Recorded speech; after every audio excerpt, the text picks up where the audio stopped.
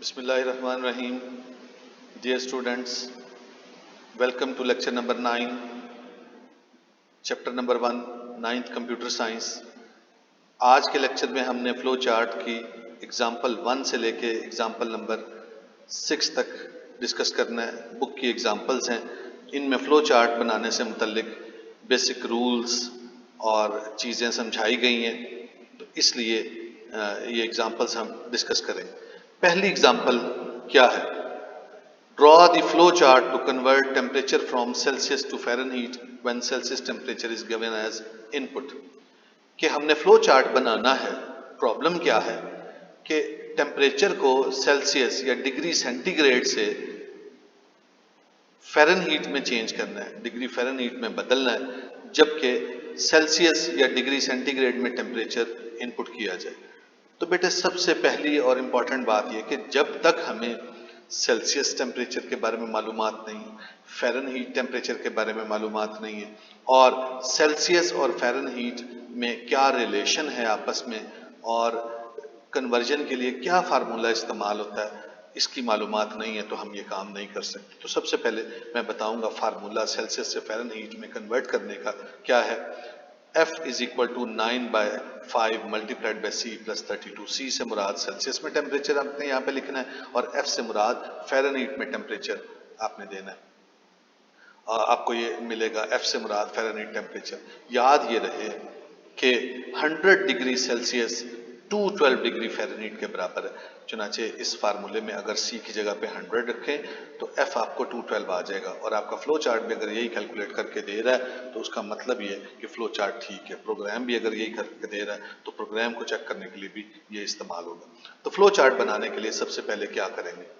सबसे पहले flow chart में टर्मिनल सिंबल लगेगा स्टार्ट, फ्लो चार्ट का आगाज, इसके बारे में बताने के लिए। क्योंकि ये नहीं, अगर आप स्टार्ट और एंड नहीं लगाएंगे तो क्या पता चलेगा कि फ्लो चार्ट शुरू हुआ है या फ्लो चार्ट खत्म हो गया है। टर्मिनल लगाने जरूरी है, वरना ये भी हो सकता है कि फ्लो चार्ट अभी नामुकम्मल है, हो सकता है इससे आगे या पीछे कोई और प्रोसेस हो, काम करना हो, तो उसके बारे में तो नहीं पता चलेगा। इसलिए सबसे पहले फ्लो चार्ट के शुरू में हम स्टार्ट का सिंबल लगाएंगे। और जैसा कि रूल हमने पढ़ा था कि ये देखें, यहाँ पे ये माउस का कर्सर मूव कर रहा है, स्टार्ट में से सिर्फ एक फ्लो लाइन निकलेगी। उसके बाद हमने क्या करना है?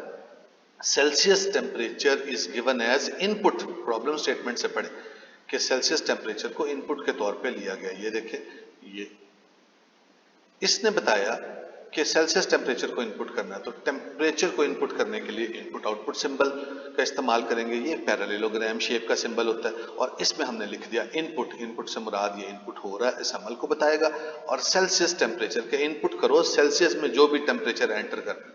और जैसा कि आपको पता है कि प्रोसेस के ये जो इनपुट आउटपुट सिंबल है, इसमें एक फ्लो लाइन दाखिल होगी, एक फ्लो लाइन निकलेगी। तो देखें, इसमें एक फ्लो लाइन दाखिल हो रही है, एक फ्लो लाइन निकल रही है। और फ्लो चार्ट में मुख्तलिफ सिंबल्स को आपस में जोड़ने के लिए, कनेक्ट करने के लिए आप फ्लो लाइंस का इस्तेमाल करते हैं और एक दूसरे के साथ जोड़ के फ्लो लाइंस को लिखते हैं। उसके बाद अब आपने एक प्रोसेस करना है, एक अमल है। अमल क्या है? आपने सेल्सियस टेम्परेचर को फ़ारेनहीट में बदलना है, और बदलने के बाद किसी जगह पे आपने स्टोर करना है। ठीक है, तो सेल्सियस को फ़ारेनहीट में बदलने के लिए फार्मूला क्या है? Fahrenheit is equal to 9/5 multiplied by Celsius plus 32। Computer में डिवाइड करने के लिए स्लैश इस्तेमाल की जाती है, फॉरवर्ड, ठीक है, और मल्टीप्लाई का सिंबल तो 9/5 ये बटे की शक्ल में लिख दें, 9/5 लिख दें, कुछ भी नहीं फर्क पड़ेगा, चाहे डिवाइड का सिंबल डाल दें। तो यहाँ पे आपने चूंकि फ्लो चार्ट बना रहे हैं और सिर्फ ये बता रहे हैं कि फार्मूला कैसे लिखना है, तो वो आप बताएंगे। प्रोग्राम लिखते हुए फिर इसका अंदाज जो है बदल जाएगा। तो जैसा अंदाज प्रोग्राम में इस्तेमाल होता है वैसा ही अगर आप यहाँ पे इस्तेमाल कर लेंगे तो भी ठीक है, वरना आम जैसे फार्मूला लिखा जाता है मैथमेटिकली उस तरह से लिख देंगे तो भी ठीक है। तो आप पे डिपेंड करता है कि आपने ये कैसे करना। तो फ़ारेनहीट में टेम्परेचर कन्वर्ट करने के लिए क्या है? 9/5 मल्टीप्लाइड बाय सेल्सियस प्लस 32। ये हमने कैलकुलेट किया फ़ारेनहीट टेम्परेचर। फिर कैलकुलेट करके बेटे हमने डिस्प्ले करना है, तो डिस्प्ले करना है इसका मतलब है आउटपुट होगा। तो आउटपुट चूंकि हम स्क्रीन पे दिखा रहे हैं हमने रिजल्ट, तो इसके लिए हमने फिर इनपुट आउटपुट सिंबल जो पैरेललोग्राम शेप का है वो लगाया, और उसके साथ लिख दिया प्रिंट। कि ये स्क्रीन पे दिखा दो, फ़ारेनहीट टेम्परेचर जो कैलकुलेट किया हुआ था वो डिस्प्ले कर दो। चुनाचे स्क्रीन पे फ़ारेनहीट टेम्परेचर डिस्प्ले हो जाएगा और यही हमने यहाँ तक ही काम करना था। उसके बाद फिर एंड आ गया जो इंडिकेट करेगा कि फ्लो चार्ट ख़त्म हो गया, टर्मिनल सिंबल। अब चेक करें कि रूल्स के मुताबिक क्या ठीक है। स्टार्ट में से सिर्फ एक फ्लो लाइन बाहर निकली, बिल्कुल ठीक है। Input output symbol parallelogram shape का, इसमें एक फ्लो लाइन दाखिल हो रही है, एक निकल रही है। प्रोसेस के सिंबल में देखें, एक फ्लो लाइन दाखिल हो रही है, एक निकल रही है, बिल्कुल ठीक।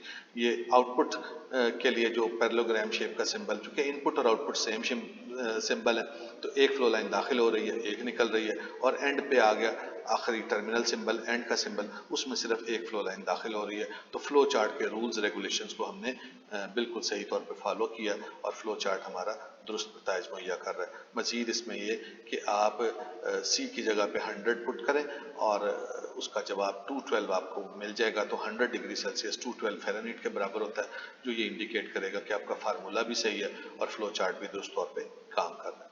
इसके बाद अगली एग्जाम्पल है, draw the flow chart to find acceleration of a moving object when mass and applied force are taken as inputs।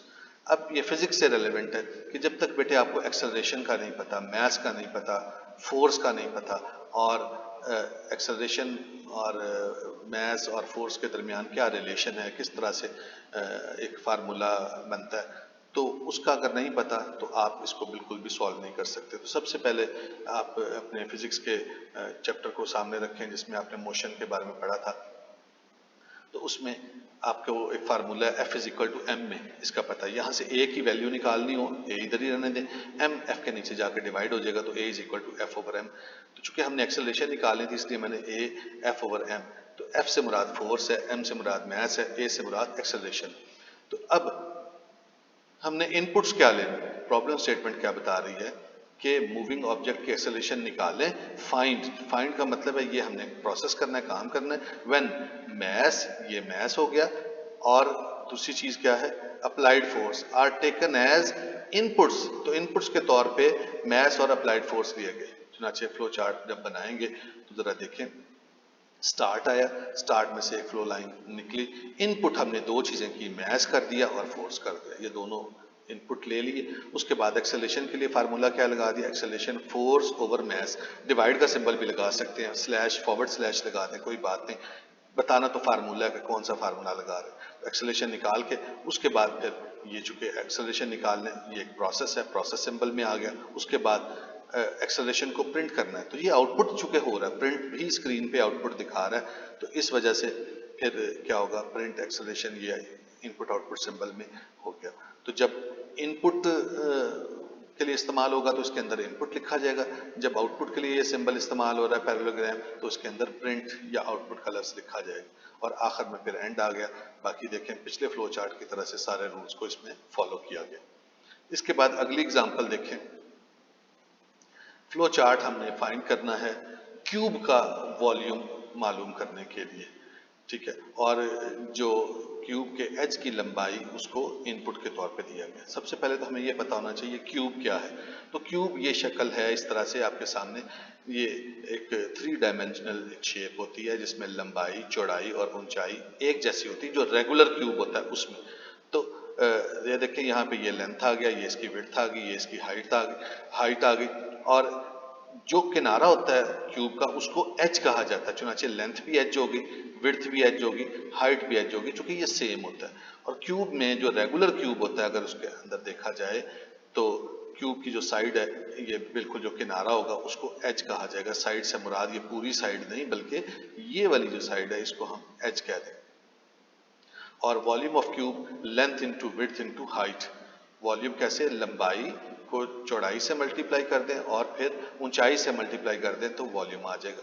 अब लंबाई भी एच के इक्वल है, विड्थ भी एच के इक्वल है, हाइट भी एच के इक्वल है, तो लंबाई, चौड़ाई, ऊंचाई तीनों एज है, एक जैसी है। तो इसलिए हम लंबाई, चौड़ाई और ऊंचाई की जगह पे लिख सकते हैं edge multiplied by edge multiplied by edge. तो वॉल्यूम ऑफ क्यूब के फार्मूले को हमने इस तरह से चेंज कर दिया, ये इस तरह से लिख दिया, ठीक है, सहूलत के लिए। तो ये हमने अपना फ्लो चार्ट बनाने से पहले कुछ होमवर्क किया, कुछ काम किया। अब फ्लो चार्ट बनाना है कैसे, सबसे पहले स्टार्ट का सिंबल आया, उसके बाद जो एज है किनारे की लंबाई है वो हमने इनपुट करनी है। चूंकि इनपुट लेना है, input output symbol parallelogram shape का आ गया, और इनपुट क्या करना था, एज, इसलिए इनपुट के साथ हमने एज लिख दिया। फिर वॉल्यूम निकाला। अब जो वॉल्यूम निकालने का प्रोसेस है ये एक अमल है, ये प्रोसेस है, एक एक्शन है। चुनाचे ये प्रोसेस सिंबल रेक्टेंगुलर शेप में लिखा गया, और volume is equal to edge multiplied by edge multiplied by edge. तो वॉल्यूम निकाला और वॉल्यूम के अंदर जो है वो स्टोर कर लिया वॉल्यूम नाम की मेमोरी लोकेशन में या वॉल्यूम वेरिएबल में। उसके बाद फिर क्या हमने करना है, इसको स्क्रीन पे डिस्प्ले करना है। तो स्क्रीन पे डिस्प्ले करने के लिए प्रिंट वॉल्यूम आ गया। तो जो वॉल्यूम नाम की वेरिएबल में वैल्यू है, या दूसरे लफ्ज में जो वॉल्यूम हमने कैलकुलेट किया उसको स्क्रीन पे दिखा दो। तो उसकी इंटरप्रिटेशन जैसे आप करना चाहें वो कर सकते हैं कि ये भी चूंकि आउटपुट था इसलिए प्रिंट के सिंबल में आ गया। तो बहुत सीधा सा फ्लो चार्ट है, एक एक फ्लो लाइन सब में इसमें दाखिल हो रही है और एक एक फ्लो लाइन ही निकल रही है, और पूरी रिक्वायरमेंट्स को फुलफिल किया गया, और वॉल्यूम निकाल के हमने बस कर देना था, इसलिए आखिर में एंड आ गया, फ्लो चार्ट का इख्तिताम हो।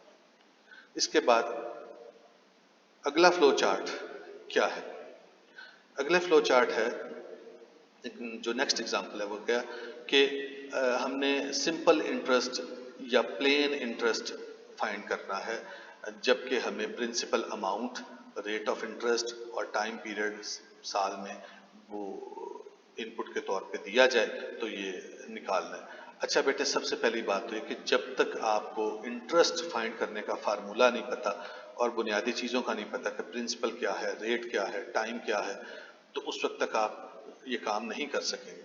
तो फार्मूला होता है I is equal to P R T. किसी जगह पे हो सकता है पी कैपिटल आर और टी स्मॉल में मिल जाए, मैंने सहूलत के लिए I is equal to P R T सारे कैपिटल में लिख दिए कि ये एक फार्मूला है। तो पी से मुराद प्रिंसिपल अमाउंट है, ठीक है, वो मुझे यहाँ पे लिखना याद नहीं रहा। प्रिंसिपल अमाउंट का मतलब है वो रकम जिसको आपने बोरो किया है, जिसको उधार लिया है, ठीक है, इसी रकम के ऊपर फिर इंटरेस्ट लगता है। और आर से मुराद रेट, किस शरह से इंटरेस्ट लगेगा, वो रेट परसेंटेज में हमेशा दी जाती है। 2% है, 5% है, 10% है, 16.5% है, 17% है, जो भी परसेंट होगा वो। और टी से मुराद टाइम, कितने टाइम पीरियड के लिए लोन लिया गया, और उस लिहाज से फिर हर साल के एतबार से इंटरेस्ट लगता है, और टाइम जो है वो टाइम पीरियड साल के एतबार से। और आई से मुराद जो सिंपल इंटरेस्ट या प्लेन इंटरेस्ट हम कैलकुलेट करते हैं वो है।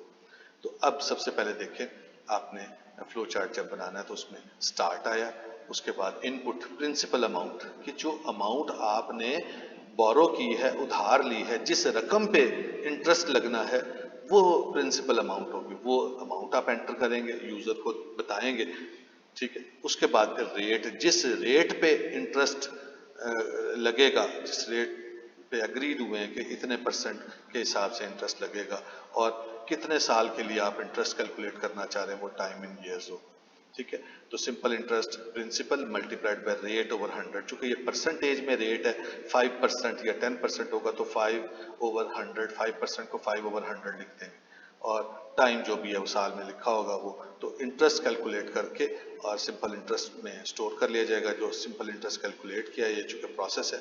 उसके बाद फिर आउटपुट में क्या करेंगे, सिंपल इंटरेस्ट को आउटपुट कर देंगे, प्रिंट का सिंबल लगा हुआ। तो सारे फ्लो चार्ट्स अभी तक आप देखें, उसके बाद एंड आ गया, यही तक का हमने काम करना था, मजीद कुछ नहीं करना था। तो अब तक आप ये देखें कि जितने भी हमने फ्लो चार्ट्स देखे हैं उसमें कोई पेचीदगी नहीं, सादा सादा इसमें प्रोसेस हो रहे हैं, बिल्कुल सिंपल हैं। इनपुट लिया जा रहा है, कोई प्रोसेस किया जा रहा है, आउटपुट किया जा रहा है, तो इसी तरह से बस फ्लो चार्ट बन रहे हैं। कोई मुश्किल मरहला इसमें नहीं है। बस एक मुश्किल है तो ये है कि हमें जो काम करना है उसका फार्मूला पता हो कि वो काम कैसे करना है।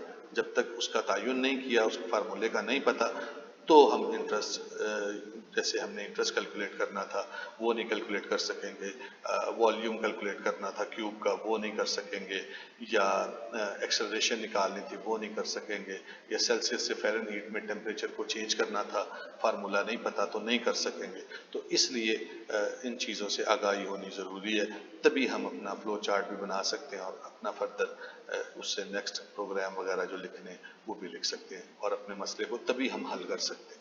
इसके बाद अगली एग्जांपल है, नेक्स्ट एग्जांपल में क्या है कि फ्लो चार्ट बनाए, find sum product and average of 5 numbers given as input, कि हमने 5 नंबर्स इनपुट करने हैं। उन 5 नंबर्स का पहले तो हमने निकालना है सम, कि उनको नंबरों को जमा करके जवाब बताना, फिर निकालना है प्रोडक्ट, कि उन नंबर्स को आपस में मल्टीप्लाई करके उसका जवाब निकालना है वो, और एवरेज निकालनी, औसत निकालनी उन 5 नंबरों की, और 5 नंबर यूजर इनपुट करेगा।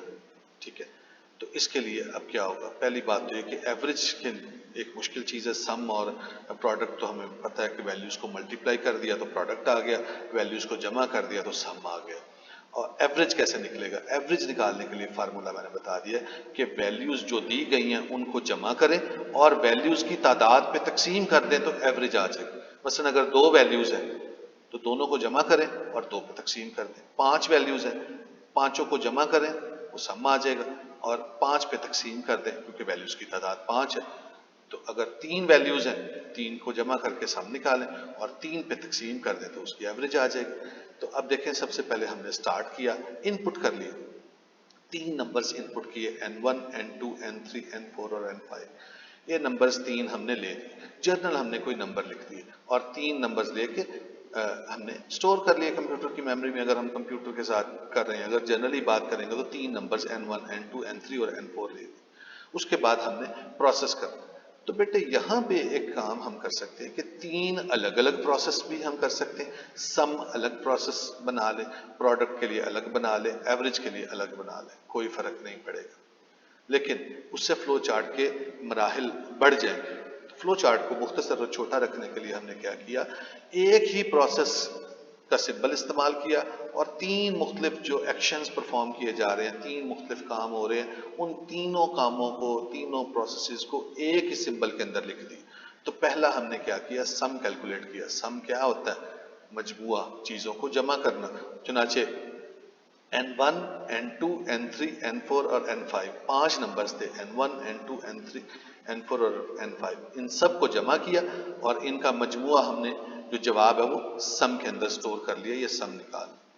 प्रोडक्ट के अंदर हमने क्या किया, इन्हीं पांचों नंबर्स को मल्टीप्लाई किया, n1 multiplied by n2 multiplied by n3 multiplied by n4 multiplied by n5। तो n1 n2 n3 n4 और n5 को मल्टीप्लाई किया, जो जवाब आया वो प्रोडक्ट के अंदर स्टोर किया। प्रोडक्ट का मतलब है हासिल ज़रब, तो उसके अंदर स्टोर हो गया। एवरेज कैसे निकालेंगे, फार्मूले को सामने रखें, sum of numbers, sum of values divided by number of values. चुनाचे एवरेज, यहाँ पे सम हमने कैलकुलेट किया था, सम के अंदर स्टोर कर लिया, और नंबर्स की तादाद कितनी है 5, तो सम डिवाइडेड बाय 5, तो ये आ गई एवरेज, और एवरेज में इसको स्टोर कर लिया। तो मतलब ये कि ये हम फार्मूले लगा के इस तरह से ये प्रोसेस करके ये चीज़ें कैलकुलेट कर लेंगे। ये चूंकि प्रोसेस है, प्रोसेस सिंबल में आ गया। उसके बाद फिर हमने डिस्प्ले करना है।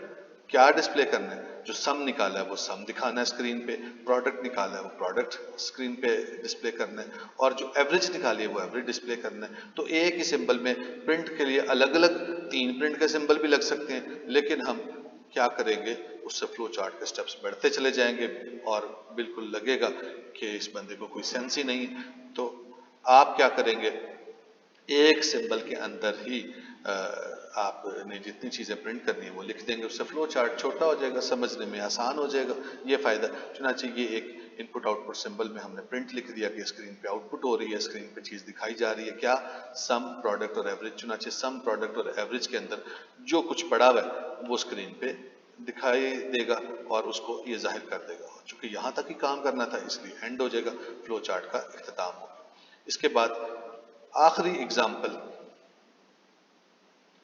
के हमने फ्लो चार्ट बनाना है, किसके लिए, पैरेललोग्राम का एरिया निकालने के लिए, और हमें पैरेललोग्राम की बेस और हाइट इनपुट के तौर पे देनी है और एरिया उसका फाइंड करना। तो सबसे पहली बात तो है कि हमें जब तक पैरेललोग्राम का नहीं पता और उसके एरिया कैलकुलेट करने का फार्मूला नहीं पता, हम ये काम नहीं कर सकेंगे। ये देखें, इस तरह से पैरेललोग्राम की शेप होती है, इसमें अपोजिट साइड पैरेलल होती है और लंबाई में बराबर होती है।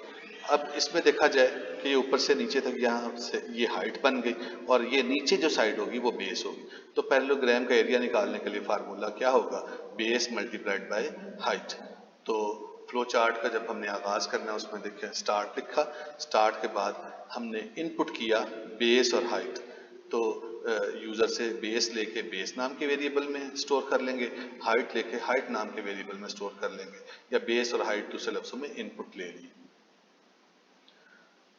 उसके बाद हमने क्या करना है, एक प्रोसेस करना है। प्रोसेस क्या है, एरिया कैलकुलेट करना है, ये एक अमल है। तो एरिया ऑफ पैरेललोग्राम कैसे मालूम होगा, बेस को हाइट से मल्टीप्लाई कर दिया जाए तो एरिया निकालेंगे। फिर एरिया निकाल के उस एरिया को डिस्प्ले करना है। तो डिस्प्ले करने के लिए हम बताएंगे जी हम इसको प्रिंट करना चाहते हैं, तो इनपुट आउटपुट सिंबल लग गया और एरिया, चुनाचे एरिया स्क्रीन पे डिस्प्ले हो जाएगा। बस यही काम करना था। इसके बाद फ्लो चार्ट एंड हो गया और टर्मिनल सिंबल आ गया, तो इख्तिताम हो गया। पता ये चला कि फ्लो चार्ट अब इसमें मजीद कुछ काम नहीं करना। तो बेटे आपने देखा कि सादा से हमने अशकाल को इस्तेमाल किया फ्लो चार्ट बनाते हुए, और उन अशकाल के अंदर सिंपल जो शेप्स थी उनको फ्लो लाइंस की मदद से एक दूसरे से जोड़ा, और हर शक्ल का एक अपना मकसद है और उसको इस्तेमाल करने का एक तरीक़ाकार है।